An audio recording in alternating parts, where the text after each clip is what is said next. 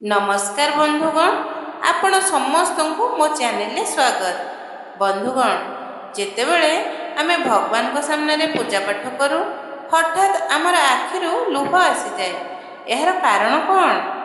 अनेक थर एपरी हुए जे आमे भगवान को निजर दुख कष्ट सबू कहू एवं हठात कांदिबा को लागू। भगवान को सामने कांदिबारु आमको कौन लाभ हुए? यार अर्थ कौन? यही संपूर्ण तथ्य आपको यही वीडियो माध्यम मिलिबो। जे चैनल प्रथम थर अच्छा चैनल को सब्सक्राइब करंतु एवं बेल बटन निश्चय दबातु। बंधुगण, संसार रे भगवान एपरी जे आमर सब दुख कष्ट दूर करिपारंती। जदि आपण कोनोसी मनुष्य सामने कांदती निजर दुख कहानी कहती तेबे से आपणक मुहरे दुखी हेबे किंतु पिठी पछपटरे हसिबे। तेणु कह जाए जे आपणकर जे कौनसी दुख कष्ट भगवान को सामने कांदी कहवा उचित। भगवान को सामने कांदिबारु आपण को आपणापण अनुभव हुए। भगवान को प्रति आस्था बढ़े, विश्वास बढ़े एवं भक्ति जागृत हुए। कह जाए जे मनीष निजर दुख केवल आपणा लोक ही कहीपे।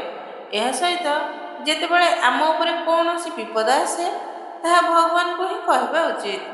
ता संगरे जितेबाला आम भितर भक्ति जागृत हुए अनेक थर आपण देखिथिबे जे अनेक लोक भगवान को भक्ति करुथांती, पूजा पाठ करुथांती, हठात मूर्ति आड़क चाही चाही कांदिबाकू लागंती, आखिरु लुह आसी जाए।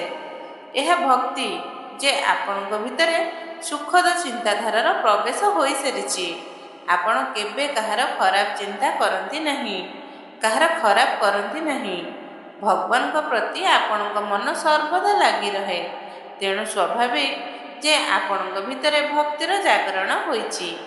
आपण देखिथिबे जे पूजा करुथुवा बेले ज्योतिर लहड़ हठात तेज हो जाए, ता भितर भगवान को आकृति देखा जाए। यह भक्तिर संकेत जे आम भितर भक्ति जागरण होइछि। भगवान आम उपरे प्रसन्न होइछन्ति। सेहीपरि पूजा करुथुवा बेले हठात कौनसी फूल खसी पड़े किंबा घंटीर शब्द आसी जाए, ताहा मध्य संकेत जे भगवान को कृपा आम उपरे अछि। सेहीपरि अनेक थर देखा जाए जे पूजा करुथुवा बेले शरीर रे कंपन हो जाए, हठात रोमांच खड़ा हो जाए। एहार अर्थ जे रूप शक्ति गुड़िकर प्रवेश आपणक शरीर रे होई सारिछि।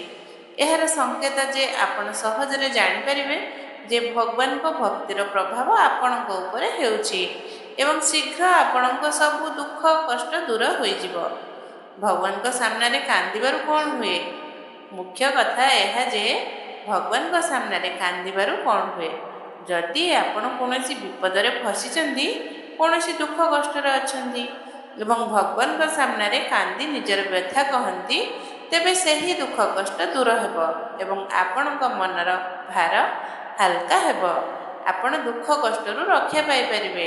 दुख कष्ट रे आपणको कोनोसी ना कोनोसी रास्ता निश्चय देखा जिवो। एपरि विपद रे भगवान को सामने निश्चय कांदिबा उचित, निजर व्यथा कहवा उचित, विपद कहवा उचित, सेमानकु निवेदन करबा उचित। बंधुगण, आपणको दुख कष्ट निश्चय दूर हेबो। जदि एपरि व्यवहार आपण भगवान को प्रति रखती तेबे भगवान मध्य प्रसन्न हेबे एवं देखिबे आपण कहा ठारू मध्य कहंतु नहीं, भगवान को कहंतु। आपण को सब दुख कष्ट दूर हेबो। जे कोनोसी विपद अछि भगवान को कहंतु, भगवान को सामने कांदंतु, सेमानक सामने निवेदन करंतु एवं देखंतु आपण को दुख कष्ट निश्चय दूर हेबो। तेबे दर्शक बंधु, आज एतिकी। जदि आपण मानक वीडियोटी पसंद होइछि तेबे कमेंट रे जय श्रीराम निश्चय लिखंतु। रहुछि। जय श्रीराम।